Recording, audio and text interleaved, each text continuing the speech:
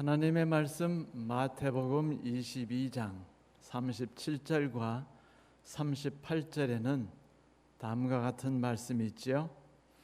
예수께서 이르시되 네 마음을 다하고 목숨을 다하고 뜻을 다하여 주 너희 하나님을 사랑하라 하셨으니 이것이 크고 첫째 되는 계명이요.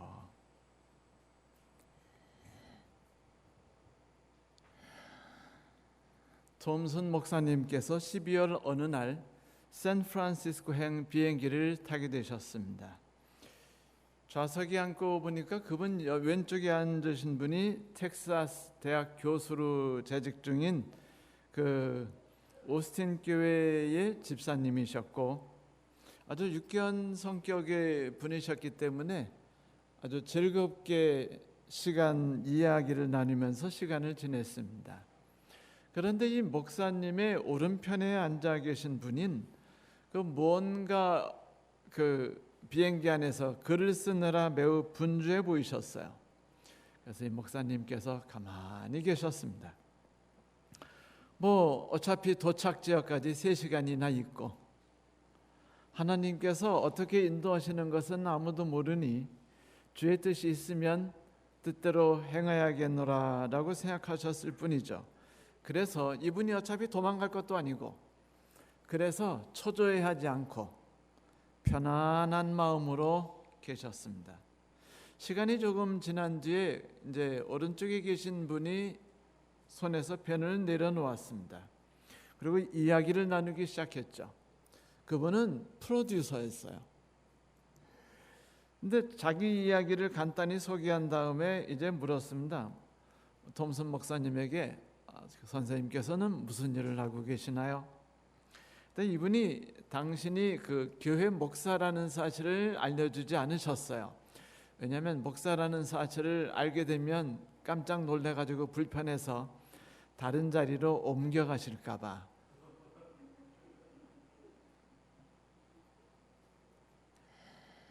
그래서 이렇게 대답하셨습니다. 네, 저는 가르치는 일을 하고 있습니다. 그러니까 그렇다면 무엇을 가르치시는데요?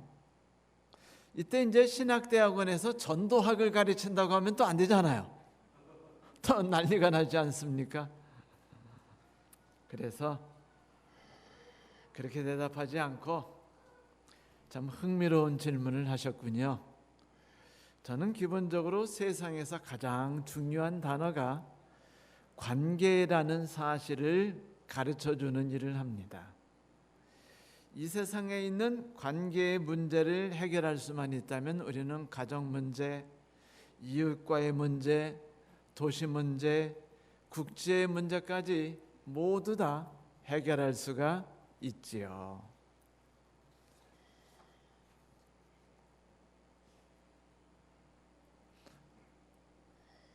우리는 뭔가 자꾸 말을 하고 싶어 하고 해야 된다고 생각하는데 이 목사님께서는 그 말씀만 딱 하시고는 입을 딱 다무셨어요.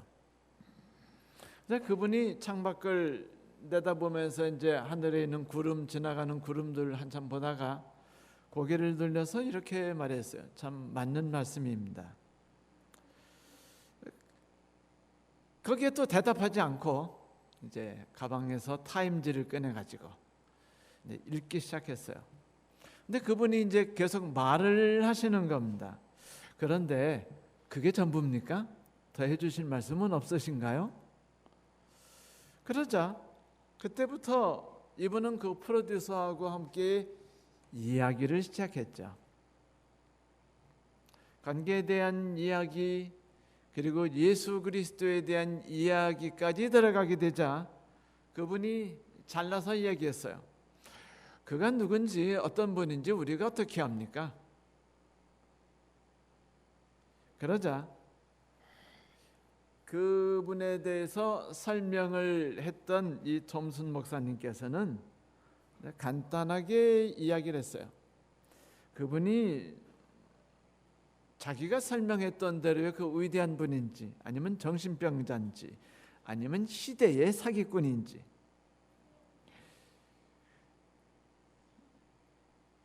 누구든지 그 중에 하나겠죠. 그렇죠? 그래서 이렇게 말했습니다. 딕, 그분이 누구신지는 결국은 증거를 바탕으로 결정할 수밖에 없어요. 그저 예수님이 역사상 가장 위대한 스승이라는 였다는 결론으로 그냥 넘어갈 수는 없는 겁니다. 이 위대한 스승은 나는 하나님이다 라고 말씀하셨거든요. 말씀을 그대로 받아들이든지 아니면 거절하든지 그것이 당신이 해야 될 일입니다. 그러고는 또다시 이제 타임즈를 또 읽으셨대요. 그래서 그 왼쪽에 있던 그 집사님이 이제 이야기하는 거를 보더니 정신을 차리고 막 죽으라고 눈을 감고 기도를 하고 계셨어요. 그때 그 비행기에서 기장이 이제 안내하는 이야기가 나왔습니다. 지금 우리가 요세미티 국립공원을 지나가고 있습니다. 도착 시간은 몇 시고 앞으로 몇 시간 남았습니다. 그 시간이 얼마 남지 않았어요. 이제 한 반은 지나갔습니다. 그러자 이 목사님도 이제 기도를 시작했대요. 왜냐하면 분위기가 이상하게 흘러갔으니까. 아버지 하나님, 저는 이 형제를 설득할 재간이 없습니다. 그는 직장 동료와의 관계 속에서 가족 관계에서 많은 어려움을 겪고 있습니다. 그는 가정을 회복시키기 위해서 애쓰고 있고 또한 그것 때문에 겪는 초조함이 이루 말할 수가 없습니다. 하나님께서 함께해 주십시오. 근데 비행기가 이제 그 산악지대 위를 지나가고 있을 때 그분이 창밖을 가만히 내다보시는데 그 눈에 눈물이 맺혀 있더래요. 그러더니 그래도 가만히 있었는데 그분이 갑자기 돌아보고는 그 톰슨 목사님께 이렇게 말했답니다. 오스카, 오늘 아침 달라스 어느 호텔 방에서 내가 무릎을 꿇고 기도했습니다. 오 하나님, 만약 당신이 진짜 계신 분이라면 저 좀 도와주세요. 제게 누군가 좀 보내주십시오. 그리고는 손을 쭉 뻗어서는 오스카 목사님의 팔을 잡더래요. 잡고는 말했답니다. 하나님이 제게 당신을 보내주셨습니다. 제가 어떻게 해야 할까요? 그러자 오스카 목사님은 단 한 가지 이야기만 해주셨답니다. 가장 먼저 당신이 해야 할 일은 예수 그리스도의 절대적인 권위에 굴복하는 일입니다. 그리고 그분을 당신의 삶의 주인으로 모시는 거죠. 하나님께 나아가기 위해서는 그분이 내 것인 조건을 받아들여야 됩니다. 당신이 가지고 있는 조건이나 꿈을 가지고 그분께 나갈 수는 없습니다.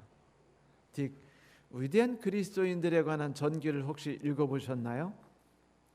거기서 우리는 아주 흥미로운 점을 발견할 수 있답니다. 조지 위필드 목사님, 요한 웨슬리 목사님, 마틴 루터, 이런 역사에 기록된 위대한 기독교 의인들은 하나님을 만나는 과정에서 거칠게 싸움을 한 분들입니다. 그런데 그들에게는 한 가지 기본적인 문제가 있었죠. 진심으로 하나님을 찾긴 했지만 자기들이 원하는 것도 놓지 않고 있었습니다. 그러나 이들이 자신들의 조건을 버리고 하나님께 나아갔을 때야 비로소 하나님께서 그들을 바라주셨습니다. 이들이 두 손 두 발을 다 들고 당신의 조건이 무엇이든지 그로 인해서 어떤 대가를 치르든지 저는 당신의 조건을 받아들이겠습니다 라고 고백한 순간 하나님께서 그들 앞에 나타나셨습니다. 이제 비행기가 내릴 시간이 됐고 딕이 비행기에서 내리면서 이렇게 말했다고 합니다. 오스카 고맙습니다. 내 평생에 필요한 것들을 당신이 알려주셨군요. 이 목사님이 하시는 일 중에서 흥미로운 일이 있어요. 첫째, 이 목사님이 주도적인 책임을 가지고 의무감을 가지고 뛰지 않았다는 것입니다. 만약 하나님께서 인도하시고 계획하셨다면 그 길을 이끌어 주실 것이고, 난 하나님께서 이끌어 주시는 대로 나아갈 것이다. 그러므로 내가 계획하고 내가 부담감을 가지고 하나님, 이 사람에게 전도를 해야겠으니까 하나님께서 성령의 감동을 주시옵시고 라고 기도하지 않았어요. 왜냐하면 그렇게 기도하는 순간 이미 주인이 자기가 되고 하나님은 조력자가 되기 때문입니다. 그래서 이 목사님은 하나님이 주인이 되고 자기는 하나님이 어떻게 인도하시든지, 어떤 방법으로, 당황스러운 방법으로 인도하시든지 간에 그분의 계획을 따를 것을 결심했었죠. 자, 하나님이 우리에게 바라시는 조건대로 굴복한다, 그것을 받아들인다, 이것은 무엇을 뜻할까요? 이것을 무엇인지를 알기 위해서 오늘 우리는 성경절을 몇 개 좀 함께 찾아보기를 소망합니다. 사람이 살아가는 인생의 모든 것에 있어서 우리들이 내 인생 하면은 가장 먼저 생각나는 것들이 있겠죠. 10개를 뽑으라면 여러분들이 있겠죠. 집을 가지는 것, 자식들을 2명이 있어야 되고, 또 걔들이 좋은 직장을 갖는 것들, 집사람하고 늙어 80세까지 행복하게 살되 운동도 하면서 즐겁게 살아가는 것들, 다양한 계획과 꿈이 있을 겁니다. 최소한 중산층은 돼야 되고, 남 앞에 부끄러운 삶을 살지 않아야 되고, 교회에서도 멋진 큰 일을 할 수 있는 일꾼이 됐으면 좋겠고. 그런데 실제적으로 우리의 인생의 계획 리스트에 보면은 가끔 중요한 것들이 빠져 있는 경우가 많아요. 그것은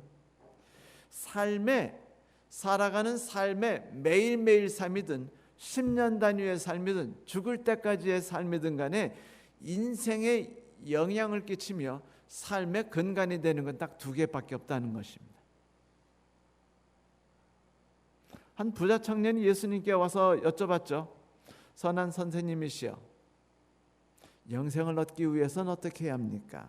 그때 예수께서는 그 청년에게 단 2가지 이야기만 하셨습니다.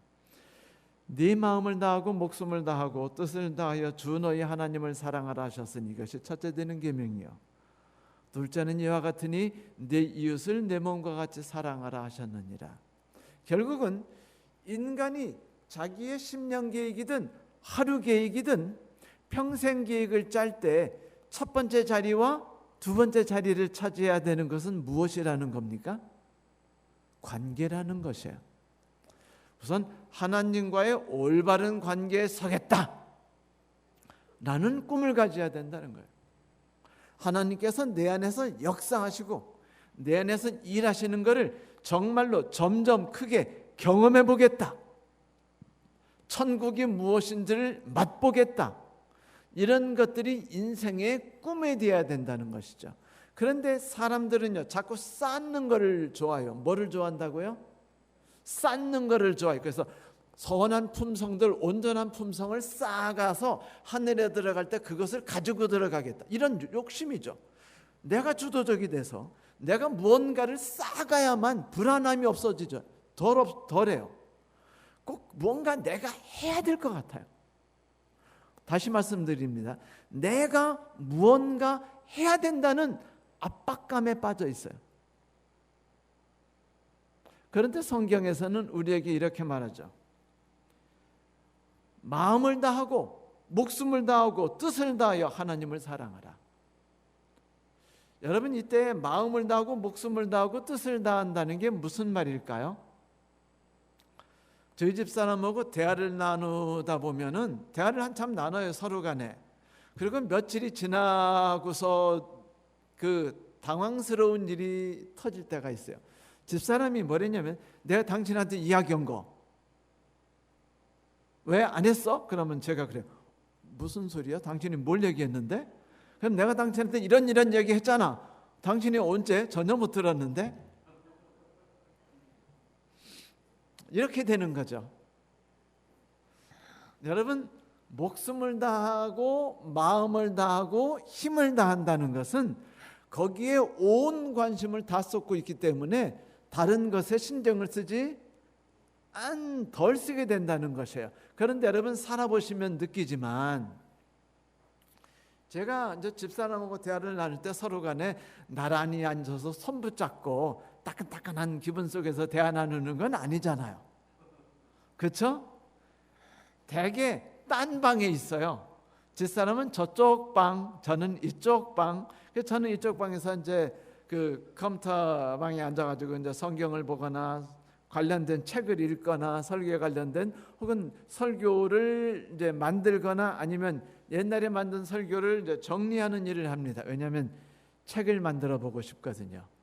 그래서 이런 일을 하는데 집사람하고 저 대화를 나누면 큰 소리로 이제 대화를 나눌 수밖에 없죠.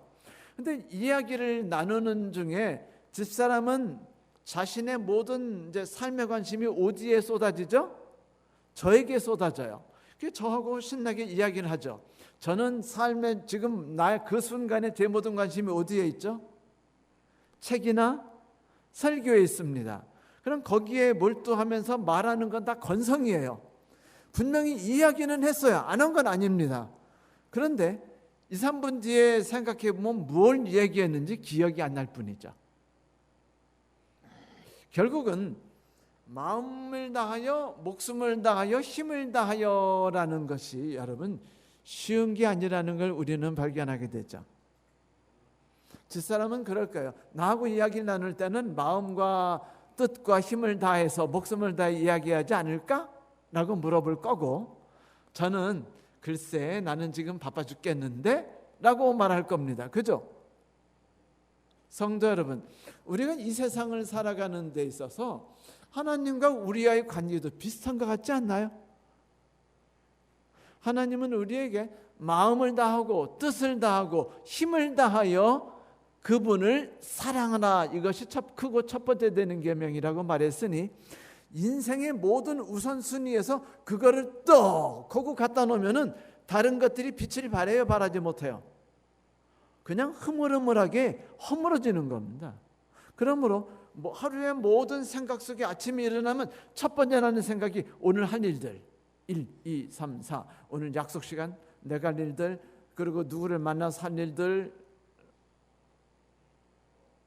그것이 아니죠. 아침에 일어나면 뭐부터 해야 돼요?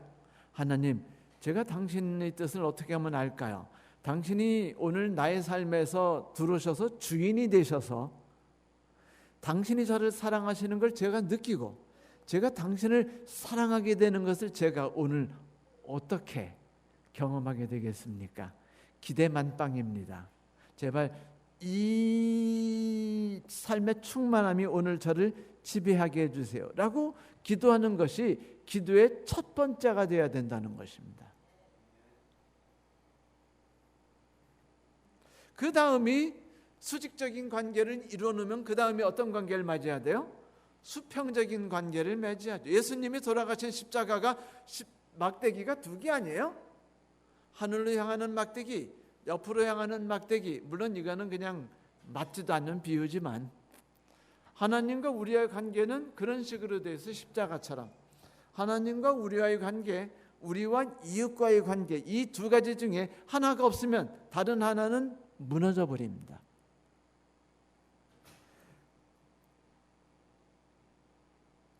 성도 여러분, 우리는 인생의 가장 중요한 것을 오직 한 가지만 생각해야 돼요. 그것은 하나님과 개인적인 관계를 맺으며 하나님이 나에게 어떤 분인지를 매일 경험하는 겁니다. 그런데 하나님은 무지개와 같아서요, 맨날 맛보는 게 달라요.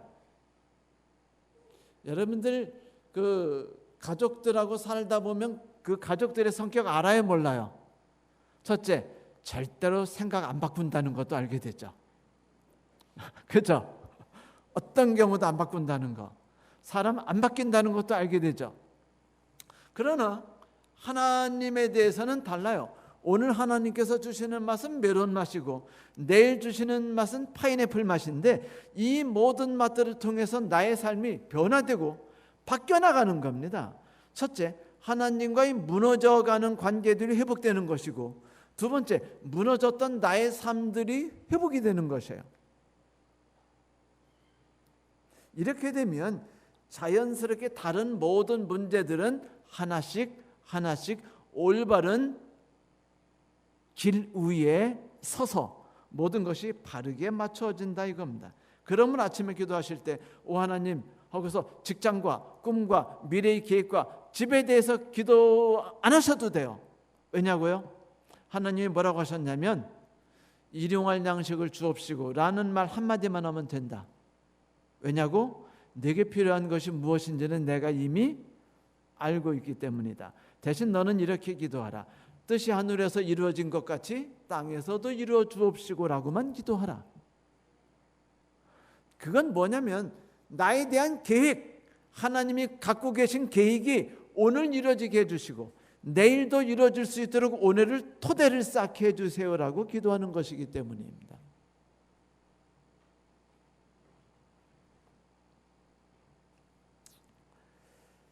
이런 것들을 이루기 위해서 우리가 살펴봐야 되는 것들은 성경전들이에요. 그러면 과연 하나님께서는 우리에게 어떤 은혜를 주셨으며 우리에게 어떤 분이신가? 이거를 느끼지 않는다면 우리는 하나님을 온전히 이해할 수 없으며 하나님께 다시 돌아가는 것이 무엇인지 온전히 깨닫지 못할 수 있죠. 성도 여러분, 성경 로마서 3장 23절에는 이런 말씀으로 시작합니다. 모든 사람이 죄를 범하였음에 하나님의 영광에 이르지 못하더니. 자, 모든 사람이 죄를 범하였다는 것은 무슨 뜻이에요? 하나님과 분리됐다는 소리죠. 하나님과 분리됐어요. 하나님을 신뢰하지 않았습니다. 하나님을 창조주로 인정하지 않았어요. 나를 사랑하고 나의 모든 인생을 계획하고 이끌어주시는 분이라는 것을 신뢰하지 않았습니다. 그러면 두려워 안 두려워요? 두렵습니다. 그러니까 무슨 생각을 해야 돼요? 양식을 3일치를 모아거나 1년치를 모아야죠. 두려우니까. 하나님이 직접 챙겨주신다는 것이 내 마음에 차오르지 않으면요, 인간이 직접 하는 건 뭐냐면 내 삶이 안정되게 할 수 있는 무엇인가를 쌓아놓는 것이에요. 그걸 안 쌓아놓으면 불안해집니다. 그러니까 사람들이 했던 게 만나를 며칠치를 가져오려고 그래요. 막 이틀치 갖고 오려고 그러고 3일치 갖고 오려고. 어떤 사람은 한 가마니씩 긁어가지고 탁탁 긁어가지고 집안에 쌓아두려고 해요. 왜? 불안하기 때문입니다. 이것이 뭐냐면 하나님의 신뢰가 없을 때, 하나님에 대한 신뢰가 없을 때, 하나님과의 관계가 끊어지기 시작했을 때, 분리가 일어날 때 인간은 하나님의 영광에 이르지 못한다는 것입니다. 불안하고 내 힘으로 뭔가 하고 싶어지고. 그래서 하나님이 내 안에서 역사하셔서 내가 하나님을 닮아가게 하고 하늘에서 하나님의 영광에 동참하게 하는 이 위대하고 영광스러운 과업에 내가 동참하지 못하게 된다는 것입니다. 그것이 영광을 나누지 못하는 것이죠. 그래서 여기에 대해 좀 더 자세한 설명으로 로마서 6장 23절에 이런 말씀을 하셨어요. 죄의 삭은 사망이요 하나님의 은사는 그리스도 예수 안에 있는 영생이니라. 죄의 삭은 뭐라고요? 사망이다. 여기서 죄의 삭이란 말이 되게 재밌어요. 삭. 자, 죄라는 게 뭔지 말씀드렸죠. 하나님과의 분리예요. 하나님을 내 삶 가운데 주인으로 인정하지 않는 겁니다. 그러니까 내가 뭔가 해야 되는 거고 내가 뭔가 하는 게 선악과를 따먹는 거예요. 선악과를 따먹어야 내가 하나님이 되잖아요. 하나님이 내가 내 삶을 인도해서 네가 나를 닮은 자가 되게 해주겠노라. 내가 그걸 신뢰하지 못해요. 그러면 나는 하나님이 되고 싶고 결국은 내가 할 수 있는 방법은 내가 하는 거니까 내가 선악과를 따먹는 것밖에 없잖아요. 자, 이렇게 일어난 분리, 죄의 삭은 사망이다. 이 삭이라는 것은 원래 이제 나온 말이 그 로마에서 이제 월급을 뜻했어요. 근데 이제 월급을 뜻했는데 이게 한 달에 한 번씩 이제 받는 돈이었거든요. 근데 여러분 로마 병사들이 대개 군대 딱 들어가면 몇 년 동안 있었는 줄 아세요? 우리나라 군인들은 군대 들어가면 몇 년 있죠? 얼마 전에 이석구 장로님께서 당신은 군대 생활 29개월 했다는 말 때문에 제가 얼마나 짜증이 나고 화가 나는지 몰라요. 왜냐하면 저는 31개월을 했거든요.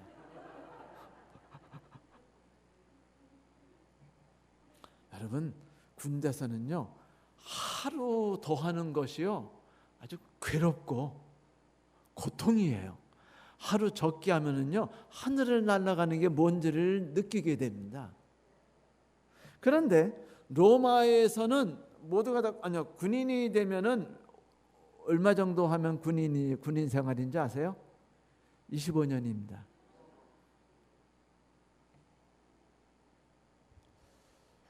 (25년) 동안 그들은 결혼하지 못해요.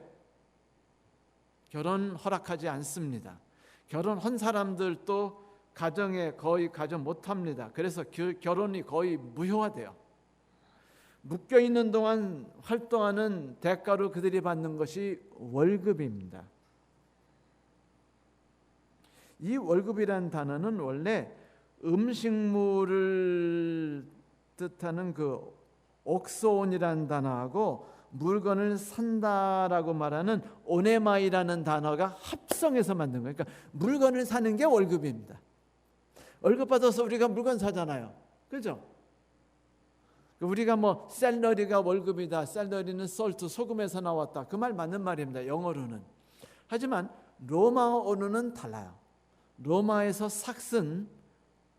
그리스에서 삭슨 월급은 음식을 사는 게 월급이에요. 그런데 이 월급이 얼마 동안 받는 거라고요? 25년. 징그러웠어요. 끔찍했습니다.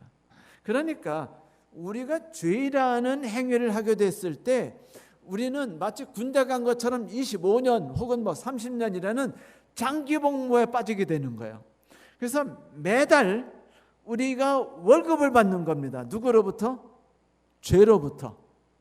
죽음이라는 월급을 받아요. 벗어나지 못하고 계속 받는 게 마치 뭐 받는 느낌인 줄 아세요? 한 달에 한 번씩 사채 빚 갚는 기분인 겁니다. 아주 처절하고 끔찍하고 고통스럽죠. 그러니까 죄의 삭시 사망이라는 말이 바로 이런 뜻이었어요. 사망이라는 말이 왜 나왔을까요? 여러분 그것은 뽑혀남은 나무와 같다고 생각하시면 이해가 쉽습니다. 자, 분리됐어요. 나무가 땅에서 분리됐습니다. 혹은 잘려나갔어요. 그렇게 되면 그것이 사망이에요. 계속 월급을 받아요. 죽음이란 월급을 받아가지고 계속 시들어갑니다. 이파리가 떨어지고 생기를 잃어버리고 그 다음에는요 벌레가 균이 들어갑니다. 그 다음에는 벌레가 들어가고요.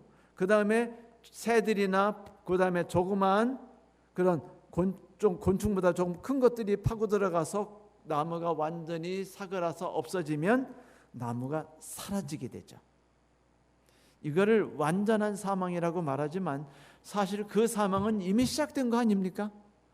잘라진 순간부터 매일 매 순간 그는 월급을 받고 있어요. 죽음이라는 월급 말입니다. 그 월급은 원하든 원하지 않든 나의 삶을 찾아오고 나를 괴롭힙니다. 이파리 떨어지는 걸 봐요. 여러분 새치가 생기는 걸 보지 않습니까? 요즘에 우리나라에 새로 생긴 염색제가 나왔죠. 모몬가 도동가 모동가 도몬가 하는 하여튼 그런 게 있어요. 다시 말하면 사과를 그 공기 중에 나오면 갈변되는 걸 보고 머리도 사과처럼 그렇게 갈색으로 변하면 자연스럽게 변하면 그 새치가 안 보이지 않겠나? 해서 이분이 박사님께서 연구해 가지고 만든 것입니다. 이번에 대박 났어요. 전 세계적으로.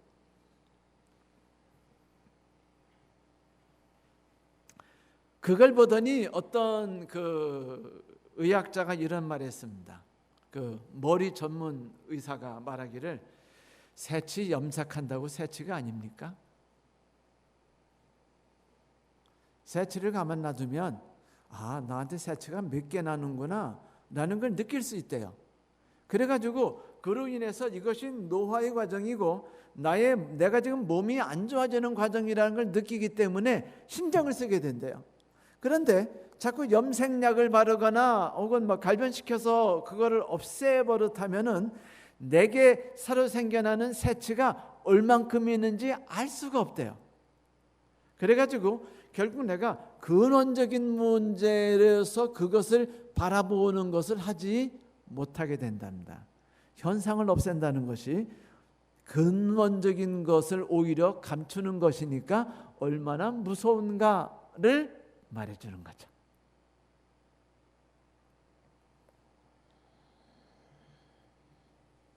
그래요. 새치처럼 그렇게 하나하나 생기다 보면은요, 손목 아프죠, 소화 안 되죠, 여기저기 아프죠, 혈압은 올라가죠, 맨날 아프죠, 잠 안 오죠.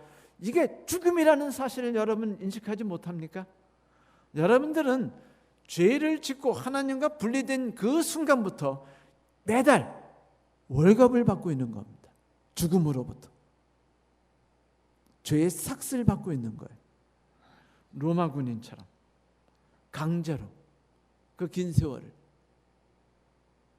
이것이 우리에게 고통이고 이것이 우리에게 슬픔이죠. 그러나 우리에게 놀라운 희망이 찾아온 것은 성경 요한복음 3장 16절의 말씀 때문입니다. 하나님이 세상을 이처럼 사랑하사 독생자를 주셨으니 이는 저를 믿는 자마다 멸망치 않고 영생을 얻게 하려 하심이라. 여러분, 하나님이 세상을 이처럼 사랑하사라고 말했는데 이처럼이란 말은요, 시적 언어예요. 이처럼 뭐라고 말하지 못할 때 이처럼이란 말을 하면 그게요, 대박, 최고, 이런 기분이죠. 그런데 하나님이 우리를 사랑하셨어요. 근데 여기서 사랑했다라는 말은 아가파오라는 단어인데, 이 아가파오라는 단어는요, 그냥 아무데나 씨를 뿌리는 사랑이 아니에요. 저 여자도 이쁘고 저 여자도 이쁘고 모두를 사랑하고 싶어. 그 길은 왕이 되는 것밖에 없다. 왕이 돼야겠다. 그래서 내가 만민을 사랑해 주마. 솔로몬처럼 3,000명씩 두면서. 그게 개지 사람입니까? 왜 여기저기 씨를 뿌리려고 이렇게 막 헐떡거리고 껄떡거리는지 모르겠어요. 그런데 성경에 나오는 아가파오라는 사랑은요, 한 사람에게 대한 절대적인 사랑이에요. 하나만을 향해서 목적을 두는 사랑입니다. 마치 엄마가 아들에 대해서 전념을 다하는 것처럼. 그런데 반면에 그 에로스라는 단어는요, 자기가 필요하는 갈구를 채우는 형태의 욕망을 채우는 단어이며, 그것은 목적이 여기저기 떠다니는 부평초와 같은 단어입니다. 그럴 때 쓰이는 단어예요. 에로스 그러면 욕정적인 사랑. 더 정확하게 말한다면 한 사람에 대한 절대적으로 한 사람에 대한 것이 아니고 여기저기 씨를 뿌리는 것이며, 그 다음에 마음속에 있는 갈구가 일어날 때마다 그것을 충족하기 위해서 그 미친 짓을 하는 것을 에로스라고 고대의 학자들이 그렇게 이야기한 바가 있어요. 하나님의 사랑이라는 단어는요, 사람들이 말하기를 사랑이라 말하면 안 된다라고 말해요. 사랑을 베풀다라고 말해야 한다고 말합니다. 뭐라고요? 사랑을 베푼다는 거는요, 친구끼리 있을 수 없는 단어입니다. 서로 간에 호의적인 데서 일어날 수 없어요. 그리고 동호회에서 일어날 수 없습니다. 여러분, 교회 가면 힘들고 직장 가면 힘들고 가족끼리도 힘들죠. 시어머니 만나도 힘들고. 근데 위로 어디서 받아요? 동창회에서 위로받고 동호회에서 위로받지 않습니까? 왜? 거기서는요, 서로 간에 적정하게 예의를 다하고 서로에게 따뜻한 친절을 바라거든요. 하지만 그거는 서로 간에 적절히 주고받는 사랑이에요. 사랑을 베푼다라고 말하는 것은요, 부모가 자식에게 하는 것이며, 그리고 왼수 덩어리에게 할 때만 쓰는 단어입니다. 사랑이라는 것은 왼수 덩어리하고 그리고 자녀에게 아니고는 일어날 수 없어요. 그런데 부모가 자녀에게 베푸는 사랑이 너무 과도해가지고 자녀들이 거기에 대해서 부담 가요, 안 가요? 싫어요, 안 싫어요? 제발 좀 간섭 좀 그만했으면 좋겠고, 너무 나의 삶을 엄마 말 혹은 아빠 말대로 마음대로 이끌지 말라고 이야기하더라도 부모는 그냥 밀어서 끝없이 주고 싶은 열정적인 마음을 갖고 있습니다. 나 자신을 다 쏟아내서 불사질일지라도. 그래서 사랑한다라고 말하지 말고 사랑을 베푼다고 말하는 게 아가파오라에 대한 가장 적절한 해석이다라고 말하기도 합니다. 그러면 멸망하지 않고라는 말은 뭘까요? 멸망한다는 말은요, 잃어버리다, 상실한다, 파괴한다라는 뜻을 가지고 있어요. 여러분, 오늘 하루 상실감을 느끼지 않습니까? 남편이 나에게 해준 것들, 아내가 나에게 해준 것으로 인해서 상처를 받고, 교회 가서 믿을 놈 하나도 없다는 것을 발견하고, 아무도 나의 영혼에 대해서 관심 없다는 걸 알게 되고, 모든 사람들이 다 그냥 쇼한다고 생각되고,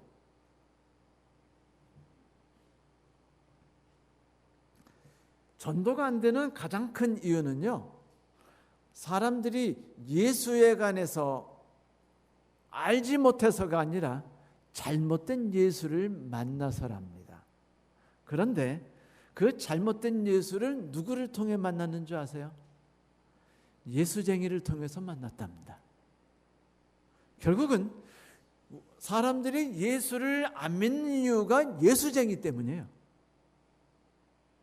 사람들이 예수 그리스도와의 온전한 관계, 그리스도가 내 삶에서 주인이 되는 것, 그 조건을 받아들이지 않을 때 우리는 절대적으로, 우리가 아무리 진리교회하고 진리를 전달한다고 말할지라도 우리는 그릇된 하나님을 전달해 주는 거예요. 가짜 하나님을 전해주는 겁니다. 그것을 인해서 세상 사람들은 점점 예수님에 대해서 잘못된 인식을 가지고 있고 예수를 믿지 않게 되죠. 이것이 예수님 당시에 일어났었습니다. 상실감을 해소 못해요. 이 파괴된 관계들을 해결하지 못합니다. 그런데 예수께서 사랑하셔서 당신의 아들을 주시니, 독생자를 주시니, 이때 독생자라는 뜻이 참 재밌어요. 독생자라는 뜻이 뭐냐면 가장 귀하고 하나밖에 없는 가장 특별한 것이라는 뜻입니다. 그냥 내가 난 외아들 정도의 뜻이 아니에요. 내가 난 하나의 아들이란 뜻이 아닙니다. 하나의 아들 귀하죠. 그러나 여기서 독생자라는 뜻은 그 정도로 멈추는 단어가 아닙니다. 가장 귀하고 그것밖에 없으며 그것이 없으면 안 되는 그런 것들을 독생자라고 성경에서 표현했어요. 이 독생자를 우리에게 주셨으니 이로 인해서 멸망당하지 않고 영원한 삶을 얻게 하려 합니다. 그 영생이라는 말이 세상 사람들이 갖고 있는 영생에 대한 개념과 그리스도인이 갖고 있는 영생에 대한 개념이 좀 달라요. 세상 사람들이 영생은요, 영원히 사는 거예요. 진시황이 꿈꿨던 영생, 그죠? 한나라 가면은 하프를 뜯고 뭐 이런 거. 그러나 영원히 죽지 않는 것을 성경에서는 영생이라고 말하지 않습니다. 성경은 영원히 죽는 것을 넘어선 이야기를 해요. 이스라엘 사람들에게 영생이라는 것은요, 성전에 참석하는 것이었어요. 이스라엘 사람들에게 영생이라고 하는 것은 건강, 복지, 성경에 동의하기도 했습니다. 이스라엘 사람들에게 영생이라는 것은 하나님과 함께하는 삶이었어요. 그러니까 회복이라는 말입니다. 원래 위치로 돌아간다는 것이에요. 처음에 하늘에서 맛봤다는 것이라는 겁니다. 그러니까 이스라엘 사람들에게 영생은요, 반드시 거기에 누가 존재해야 돼요? 하나님이 존재해야 돼요. 하나님이 존재한 순간 건강이 존재하고, 하나님이 존재하는 순간에 행복이 존재할 수 있고, 하나님이 존재하는 순간에 미래가 있으며, 하나님이 존재하는 순간에 계획을 가질 수 있어요. 그래서 시편 16편에 이렇게 말했죠. 주께서 생명의 길을 내게 보여주시리니 주의 임재에는 충만한 기쁨이 있고 주의 오른편에는 즐거움이 영원토록 있나이다. 이것이 그리스도인들에게 있는 영생에 대한 개념이었습니다. 하늘에 가서 영원히 죽지 않고 싶으세요? 그런데 왼수하고 영원히 있고 싶으면 어때요? 가난하게 영원히 살면 어떻습니까? 아픈 채 영원히 살면 어때요? 그렇게 영원히 살고 싶으신 분, 그래도 뭐래죠? 뭐 하며 살더라도 이승보다는 저승보다는 이승에서 굴러다니는 뭐가 낫다? 개.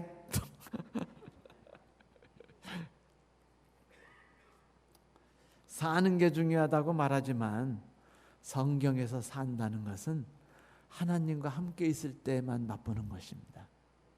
애초부터 우리가 죽음이라는 것이 왜 생겼어요? 생명이 끊어져서 죽음입니까? 아니에요. 하나님과 분리된 것이 죽음이었어요. 그러니 영생이라는 것은 그저 간단해요. 하나님과 함께 있는 것이 영생입니다. 이게 히브리 사람들의 이야기. 어느 분이 아멘이라고 하셨습니까? 감사합니다.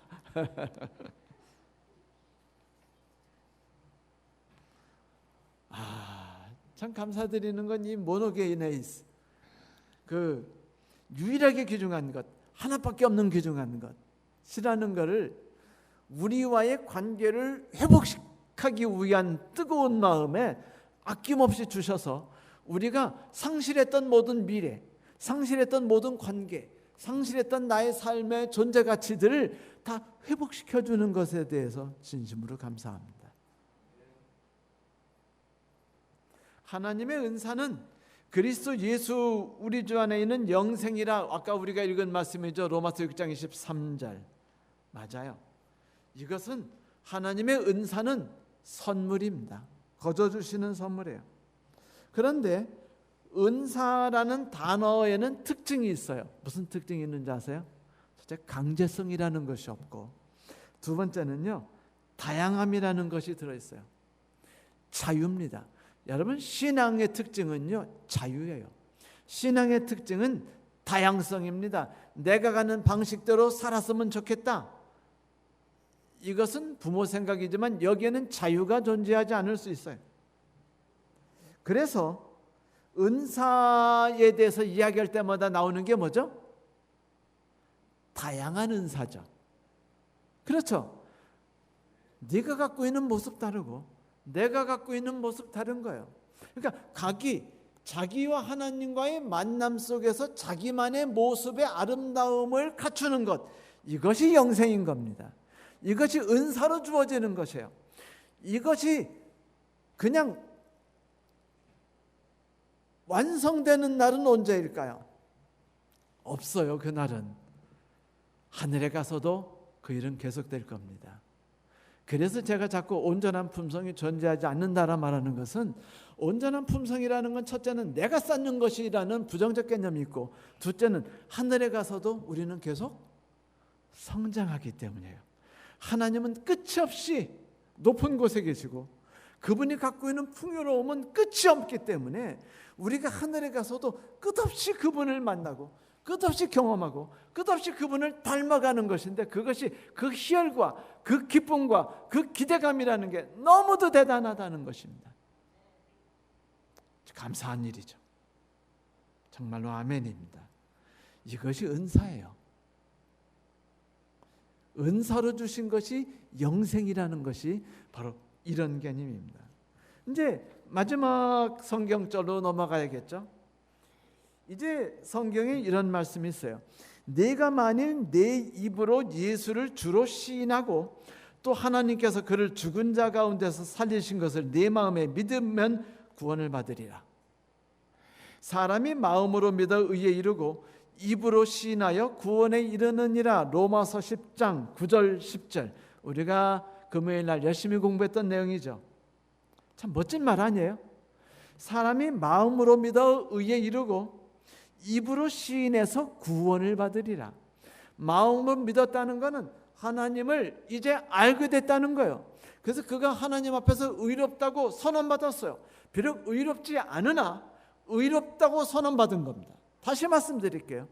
어떤 자격이 있거나 어떤 신분이 있기 때문에 그 신분으로 인해서 얻어진 것이 아니라, 그가 무엇인가를 해서 얻어진 것이 아니라 그렇다고 선언하신 거예요.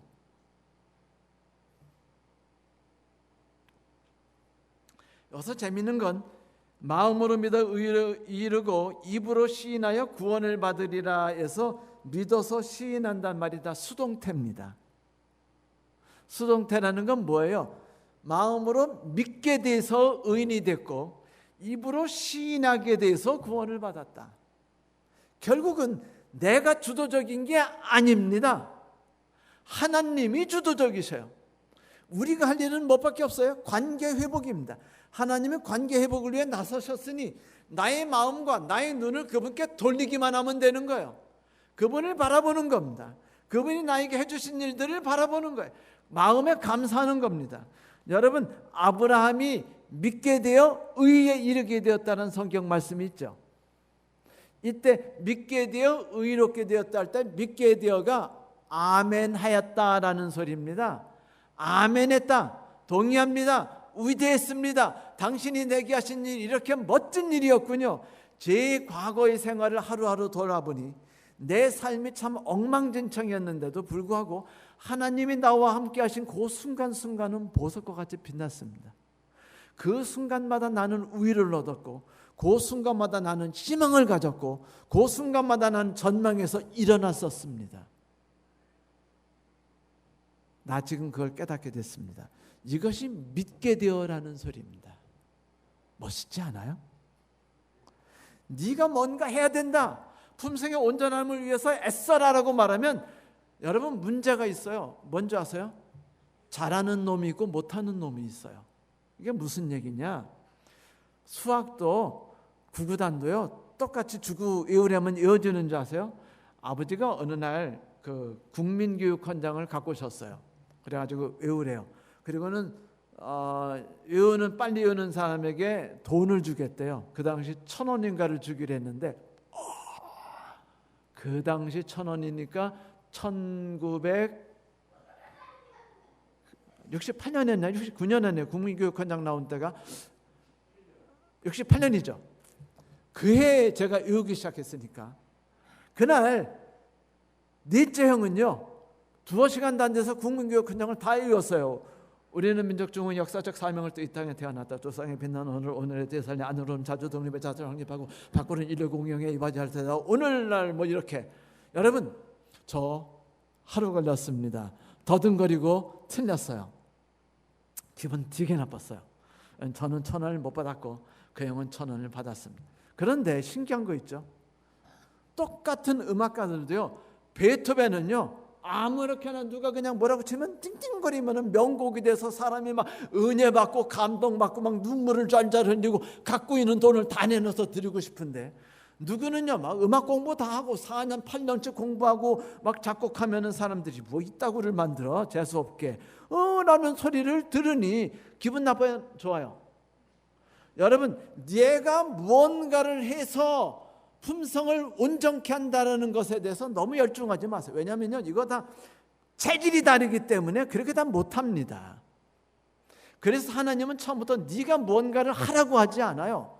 왜냐하면 사람들은 다 다르게 표현하게 됐어요. 너는 이쪽 방향으로 자라고 나는 이쪽 방향으로 자라요.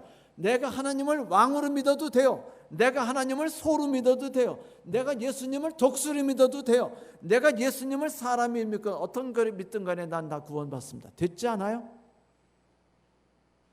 각기 다른 모습으로 하나님을 만나고 다른 모습으로 하나님을 경험합니다. 그래서 나의 주체성은 없고 하나님의 주체성만 있는 거예요. 여겨지신 바 되었다. 부정과거 수동태였습니다. 얼마나 멋진 것인지. 사랑하는 성도 여러분, 예수 그리스도를 우리 주로 인정하는 것은 처음에는 이렇게 시작해요. 하나님이 나에게 주셨던 위대함을 만나게 됐죠. 감동을 받았습니다. 그분을 좀 더 알고 싶어요. 갈급해집니다. 그분의 사랑을 맛본 순간이 너무 즐거웠어요. 그 순간에 또 들어가고 싶어요. 그 관계에 연결되기 시작합니다. 조금씩 뭐가 회복되기 시작해요? 관계가 회복되기 시작됩니다. 다리가 보수되기 시작되는 거예요. 그렇게 되면 점점 하나님께로부터 내게 흘러오는 삶이 나에게만 있는, 나의 아내에게도 없는 나에게만 있는 독특한 삶이 내 안에서 형성되기 시작해요. 그래서 나는 내 안에서 성취되는 하나님의 법의 위대함을 맛보게 됩니다. 이게 회복이에요. 이렇게 되면 관계의 회복으로 인해서 뭐가 회복되기 시작하는 거예요? 나의 삶이 회복되는 겁니다. 그렇게 되면 그것을 그냥 하와식으로 말하면 온전한 품성을 얻게 되는 거죠. 그러나 잊지 마십시오. 우리는 우리의 노력으로는 어떤 경우도 온전함이 이룰 수 없습니다. 제가 말씀드렸죠. 능동태다? 아니, 수동태다. 따라해 보세요. 수동태. 하나님이 우리에게 해주시는 것이지 우리가 하는 것이 아니기 때문에 모두에게 가능성이 있어요. 모두가 할 수 있는 것은 하나님을 바라볼 수 있는 건 누구든지 할 수 있기 때문입니다. 우리 집 말티즈는 IQ가 나쁜데도 뭐는 잘하는 줄 아세요? 저를 바라보는 건 잘해요. 집 다 잘합니다. 그래가지고 먹을 거 잘 얻어먹죠. 목욕하죠. 뭐 잠 잘 자죠. 우리 옆에서 뭐든지 다 할 수 있어요. 마지막 이야기 시간이 좀 길지만 이야기 하나 하고 마치죠. 어떤 아가씨가 성경 통독을 1년에 15번을 성공했어요. 와, 그래가지고 교회에서 막 박수를 치고 막 그 다음에 막 상장을 받고 그 다음에 그 아가씨가 간증했어요. 여기서 하나님이 제게 은혜를 주셔서 제가 성경을 이렇게 많이 읽게 됐습니다. 어떻게 은혜를 받으셨습니까? 그러니까 저는요 직장에서도 성경을 읽어 어떻게 직장에서 어떻게 성경을 읽을 수 있나요? 컴퓨터가 있는데 컴퓨터에서 화면을 살짝 바꾸면 성경이 나오게 해놨습니다. 이런 거를 우리는 어떤 은혜라고 하는지 아세요? 가짜 은혜라고 말합니다. 하나님과의 매일 되는 그분과의 만남이라는 것, 부서진 다리가 회복되는 것을 경험하지 않는 사람들은요 이상한 삶을 살아요. 아니 15번은 읽어서 어쨌다는 겁니까? 그거 읽으려고 회사에서 그 미친 짓을 해가지고 얻었다고 해서 하나님과의 관계는요 절대로 회복되는 것이 아니라는 거 잊지 마십시오. 여러분 가짜 은혜에 충족하지 마십시오. 진짜 은혜를 주려하시는 하나님을 만나볼 수 있게 되길 바랍니다. 이것이 하나님의 은혜고 이것이 회복이며 이것이 우리가 다시 돌아갈 길이고 이것이 하나님과의 나와의 관계의 회복인 것입니다. 다음 주에는 그 구체적인 삶의 방법이 매일 삶 속에서 어떻게 일어나는가에 대해 살펴보겠습니다. 말씀 마치겠습니다.